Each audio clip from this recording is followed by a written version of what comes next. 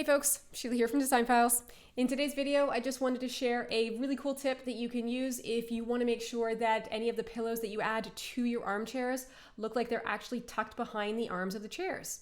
So you can see here, I've got the same pillow, same chair, but in this case, it looks like the pillow is tucked behind. So here's how I did this. I'm actually just going to go ahead and delete this little section right here. You can see that again, same chair, same pillow.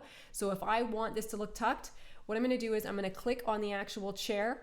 I'm going to duplicate the image of the chair, and then I'm going to use the background removal tool right here. And what we're going to do is we are going to switch over to the manual remove background option. I'm going to zoom right in. I want to get nice and close to the edge of the arm here, and we'll just use this little slider to bring this into place. And what I'm going to do is I'm actually just going to trace my way around the arm of this chair. So when I click, it's going to add a point, and you'll see this red line radiating out. So what I want to do is I'm just going to follow the edge of the chair here, click to make another point.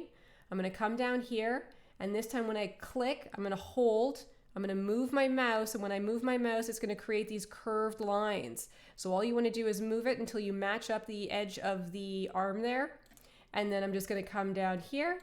And at this point, it doesn't really matter. So we're just going to do a jagged line here, close off this shape. It's really important that you close it off, and you'll know if you've done it correctly by clicking on that first point, because the red line is going to turn black if it's closed. So I've got this section here. I'm going to hit Save Image.